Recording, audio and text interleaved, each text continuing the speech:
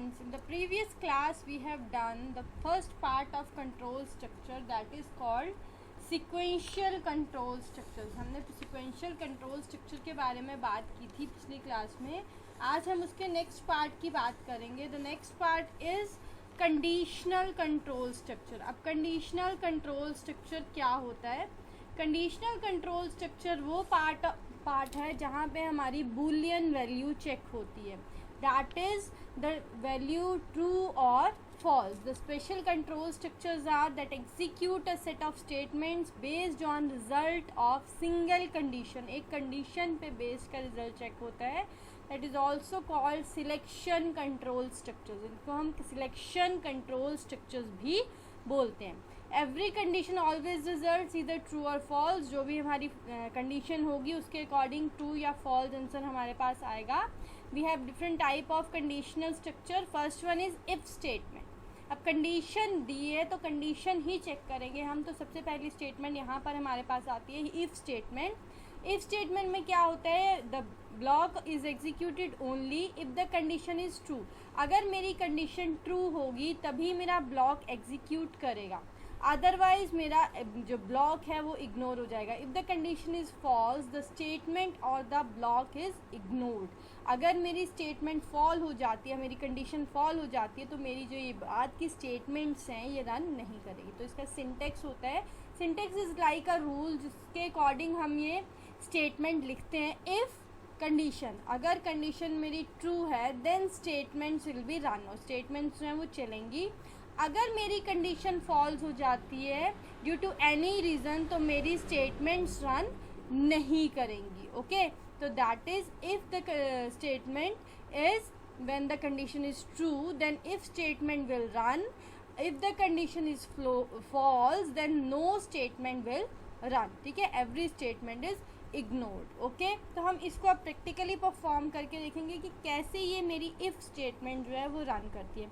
Conditional control structures की दो statements और हैं, हम उसको नेक्स्ट क्लास में करेंगे. आज हम इफ़ स्टेटमेंट को ही रन करके देखेंगे. तो देखिए, इफ़ स्टेटमेंट का मैं एक छोटा सा प्रोग्राम लिखूंगी. That the number is even और ऑड. ठीक है, तो यहाँ पे हमारा जो ऑड की कंडीशन है वो हमारे पास आंसर कुछ नहीं देगी. अगर हमने इवन की कंडीशन ली तो वो हमारे पास आंसर देगी. तो एक मैं हमारे पास एक वेरिएबल ले लेती हूँ, दैट एक्स वेरिएबल. तो एक्स वेरिएबल में मैंने क्या दिया? मैंने इंटीजर वैल्यू दी. इंटीजर वैल्यू में मैंने क्या लिया? बिकॉज हम चेक कर रहे हैं नंबर इज़ इवन और ऑड. प्रोग्राम है मेरा द नंबर इज़ इवन और नॉट. ठीक है, अब यहाँ पे मैं ऑड इसलिए नहीं बोला मैंने अभी आपको, बिकॉज यहाँ पे एक ही कंडीशन चेक होगी. अगर नंबर जो है मेरा इवन होता है तभी मेरा आंसर आएगा, अदरवाइज मेरा आंसर जो है वो कुछ भी नहीं आएगा. देखिए, मैं आपको दोनों स्टेटमेंट्स रन करके बताऊँगी. इनपुट स्टेटमेंट लेंगे हम यहाँ पर इंटीजर वैल्यू की, और यहाँ पे मैंने दे दिया एंटर द नंबर. अब यहाँ पे मेरा काम क्या है? मुझे नंबर एंटर करना है. ओके, जब मैं नंबर एंटर करूँगी तभी ये बता पाएगा कि इज़ इट ट्रू और फॉल्स. अब यहाँ पे दो पैरेंथेसिस ओपन किए, राउंड ब्रैकेट्स, तो दो ही हम बंद करेंगे. अब हम अपनी इफ़ कंडीशन को लेंगे. इफ़ कंडीशन में अब मुझे इवन नंबर चेक करना, तो मैं क्या लूँगी? मेरा जो एक्स है, जो मेरा ये वेरिएबल मैंने इंट लिया एक्स में मैं दूँगी परसेंटेज. ठीक है, हमने यहाँ पे रिलेशनल ऑपरेटर यूज़ किया था, और यहाँ पे हमने वहाँ पे हमारे ऑपरेटर्स किए थे. तो यहाँ पे एक ऑपरेटर रिलेशन का लगेगा, that is double equal to, जिसको हमने इक्वल टू बोला था. अगर x percentage 2 is equals to 0, अगर ये 2 का मल्टीपल है, ठीक है, अगर x percentage 2 is equals to 0 then colon is mandatory. और अगर ये है तो मेरी कोई स्टेटमेंट मैं दूंगी वो प्रिंट हो जाए. ठीक है, अगर ये है तो जो भी मैंने स्टेटमेंट, जो भी मैंने नंबर दिया वो प्रिंट हो जाए. तो मेरा प्रिंट होगा number is even.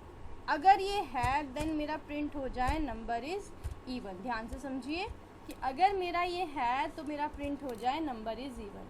Integer value में इनपुट स्टेटमेंट दी enter the number x percentage 2 is equals to 0. अगर वो 2 का मल्टीपल है यानी कि इवन नंबर है तो मेरा प्रिंट हो जाए नंबर इज़ इवन. तो अभी कैसे प्रिंट होगा, इसको सबसे पहले मैं सेव करूँगी. सेव करते हैं। अब हम इफ़ स्टेटमेंट की बात कर रहे हैं तो हम इफ़ से ही इसको सेव कर देते हैं, ठीक है। उसके बाद मैं इसको रन कर रही हूँ। रन करने के बाद सबसे पहले देखो क्या पूछेगा वो, एंटर द नंबर। अब यहाँ पे सबसे पहले मैं देखो आपके पास ऑड नंबर प्रिंट कर, कुछ भी आंसर नहीं आया, मेरे जो एरोज थे वो एज इट इज़ आ गए। अब दोबारा मैं इस प्रोग्राम को रन करती हूँ। देखिए जब मैं दोबारा इस प्रोग्राम को रन कर रही हूँ तो अब मैं नंबर दे रही हूँ, that number is 44 and enter the number is even. आप यहाँ पे समझ गए होंगे कि मैं क्या बात कर रही थी। If the condition is false, other statement जो भी यहाँ पे लिखा है दैट इज़ इग्नोर्ड, ओके। और if the condition is true, यानी कि कंडीशन इज़ ट्रू, कंडीशन मेरी ट्रू है तो मेरी जो स्टेटमेंट है वो यहाँ पर आ जाएगी। यही मैंने आपको यहाँ पर बताया, if the statement is true then the block will be executed and if the condition is false the statement और द ब्लॉक इज़ इग्नोर्ड, ठीक है। तो जो मेरी स्टेटमेंट है, जो मेरा ब्लॉक है वो मेरा इग्नोर हो जाएगा, ओके।